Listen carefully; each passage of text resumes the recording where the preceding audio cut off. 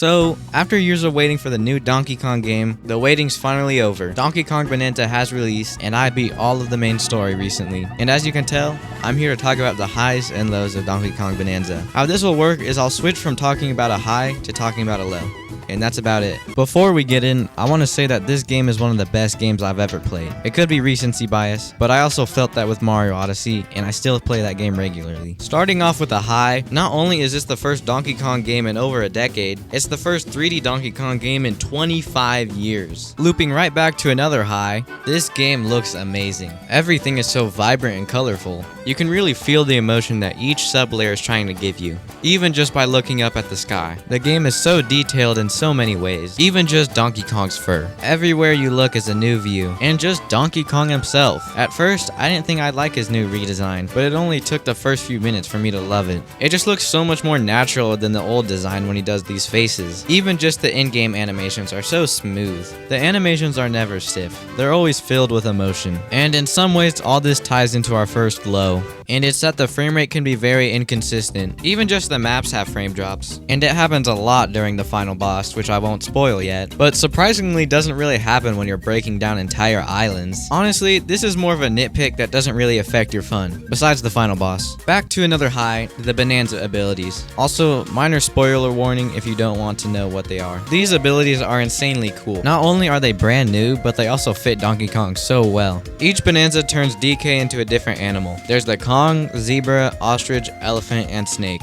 The best one's easily the ostrich Bonanza. It basically just allows you to fly, and it can help you skip certain segments. The first one you get is the Kong Bonanza, and it basically just makes you stronger. The zebra Bonanza makes you faster and lighter.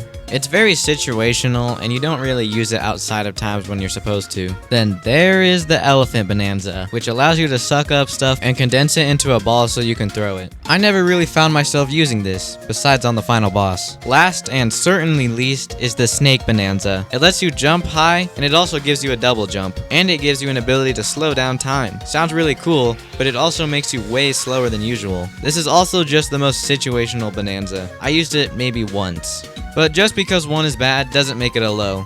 All the transformations look great, and the Kong, zebra, and ostrich are all useful. And the music.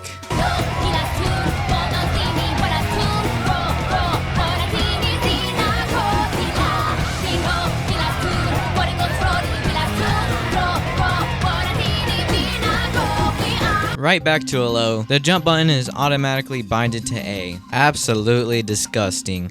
Back to another high, the movement. Not this kind of movement. Straight from the beginning, you feel like you're in complete control. You can explore the world however you want, and there's not many limitations. The movement options consist of rolling, jumping, turf surfing, double jumping with turf, and climbing. There's also the Bananza abilities that I already went over, so there's a good amount of movement, and it's fun to play around with for a while. In platformers, it should simply be fun to move around, and in Donkey Kong Bonanza, it is. Going back to a low, now this one might be a minor nitpick, and I probably only have this issue because of Super Mario Odyssey, but I think that the movement should be a little more advanced. Chaining into another low, I think this whole segment is just bad. You're supposed to go on this platform of sand and ride it till the end, but it takes so long, and if you die, you restart. So the better option is just to activate the sand, skip to right before the end, and wait.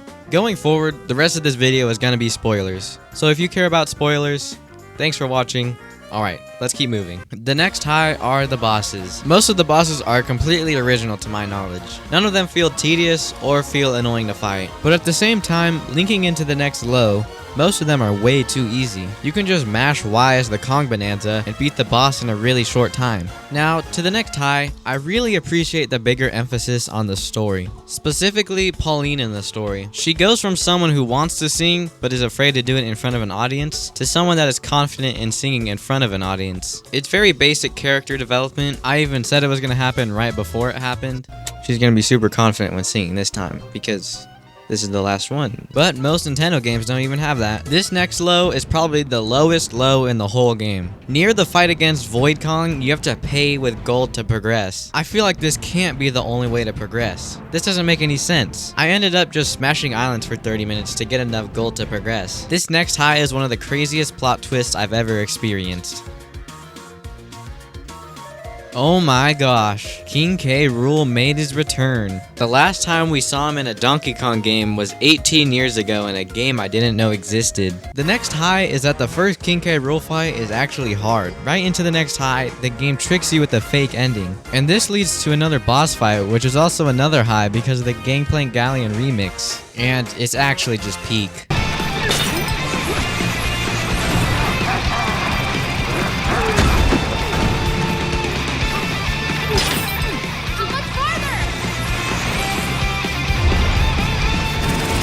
And then right after is another high because all of Metro Kingdom gets completely destroyed.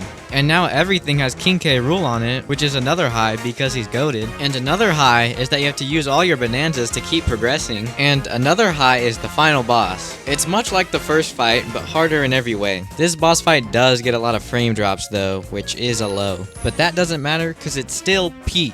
Well, that's about it for the highs and lows of Donkey Kong Bonanza. I'll probably post at least one more video on this game because I have 200 gigabytes of gameplay. Like and subscribe if you liked this video. If you want to see all my gameplay, I did stream this, and yeah, bye.